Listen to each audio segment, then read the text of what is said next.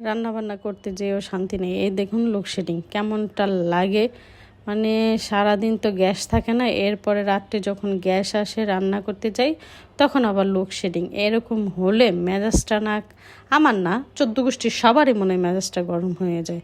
তো যাই হোক, তারপরেও তো রান্না করতে হবে, চার্জার লাইট ফিট করে এই যে রান্না করছি।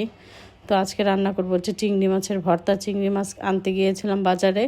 এই বাজারের লোকগুলোও এত দুষ্টু, মানে কি বলবো, উপরে সব ভালো ভালো চিংড়িগুলো রেখে দেয়, আর কি করে মাঝখান দিয়ে নোংরা নোংরা পচা পচা চিংড়িগুলো রেখে দেয়। মানে মেজাজটা যে গরম হয় ওই দোকানদারগুলোর সাথে। তো যাই হোক, চিংড়ি মোটামুটি ভালো ছিল, এগুলোটা মানে একটু নরম নরম হয়ে গেছে। আমি ভাবলাম যে এগুলো একটু এমনি মাথাটা ফেলে দিয়ে ভাজি করি, তারপরে ভর্তা করব, কারণ চিংড়ি মাছের ভর্তা আমার আবার অনেক পছন্দ। তো এই জন্য এগুলোকে একদম সুন্দর করে সরিষার তেলে লাল লাল করে ভেজে নিয়েছি, আর এদিকে এখন একটু পেঁয়াজ আর রসুনও ভেজে নিচ্ছি। এভাবে করেই আজকে একদম ভর্তা দিয়ে রাত্রে ভরপুর ভাত খাবো। আর কি বলবো, এখন মানে একদম ক্লান্ত হয়ে গেছি, কারেন্ট নেই, গরমে একদম, মানে আমি যদি আমার চেহারাটা দেখাতে পারতাম তাহলে হয়তো বা বুঝতে পারতেন আমার অবস্থা কী। কিন্তু কারেন্ট নেই, তার জন্য আর আপনাদেরকে আমার চেহারাটা দেখালাম না। মানে আমি ঘেমে একাকার হয়ে ভিজে গেছি। আর আমি এই যে ভর্তা বানানোর সময় পেঁয়াজ আর রসুনগুলোকে কিন্তু বেশি ভাজিনি, দেখুন মানে মোটামুটি হালকা ভাজার পরেই কিন্তু নামিয়ে নিচ্ছি। তারপর হচ্ছে আমি শুকনো মরিচ দিয়ে ভর্তা করব। টিয়াজগুলো প্যান থেকে নামিয়ে এখন শুকনো মরিচ দিব, একটু ঝাল করে ভর্তা করব। প্রথমে তো 5টা মরিচ দিলাম, তারপর ভাবলাম যে না, একটু ঝাল করে খাবো যেহেতু, তাহলে আর 2টা মরিচ অ্যাড করি। তো এগুলোকে এখন একদম সুন্দর করে হালকা তাপে ভেজে নিব।